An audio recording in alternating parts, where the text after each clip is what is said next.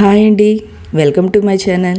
ఈరోజు వీడియోలో 2024 సంవత్సరంలో శ్రీ లక్ష్మీ నరసింహ జయంతి ఎప్పుడు వచ్చింది, ఏ తేదీన జరుపుకోవాలి, పూజ ఏ సమయంలో చేయాలి, ఎవరైనా సరే తీవ్రమైన సమస్యలతో బాధపడుతున్న వారు ఈ రోజున ఈ లక్ష్మీ నరసింహస్వామిని ఈ చిన్న పరిహారంతో పూజ కనుక చేసినట్లయితే మీకు అన్నిటిలో విజయం అనేది వస్తుందండి. అది ఏమిటో నేను ఈ వీడియోలో తెలియజేస్తాను అండి.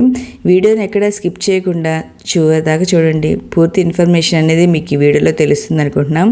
మన పురాణాల ప్రకారం వైశాఖ మాసం శుక్లపక్షం చతుర్దశి రోజున మన నరసింహ జయంతిని జరుపుకుంటాము. విష్ణు యొక్క 4వ అవతారమే నరసింహ అవతారం అండి.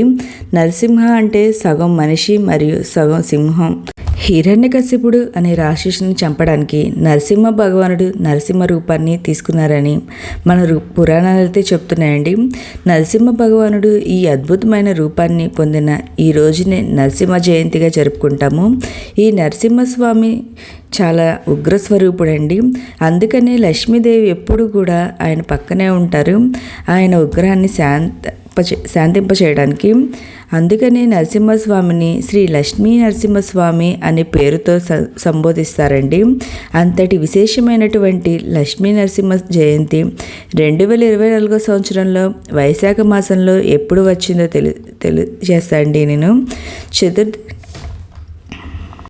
మనకి చతుర్దశి తిథి వచ్చి నరసింహస్వామి జయంతి మంగళవారం 21 మే 2024 సంవత్సరంలో చతుర్దశి తిథి ప్రారంభం వచ్చి సాయంత్రం 5:39 గంటలకు ప్రారంభమయ్యి చతుర్దశి తిథి ముగిస్తుంది.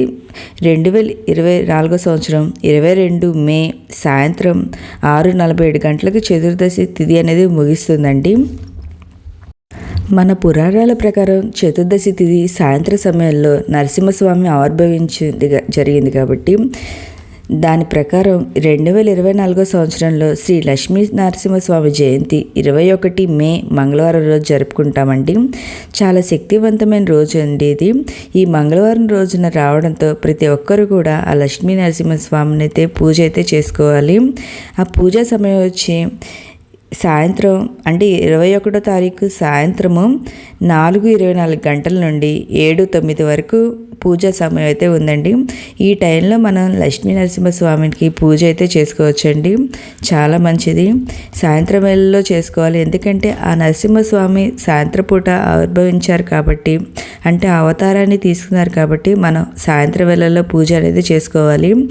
ఇంకా ఆ రోజు వీటితో పూజ చేస్తే మనకి అంత మంచి జరుగుతుందో నేను ఇప్పుడు చెప్తా అండి.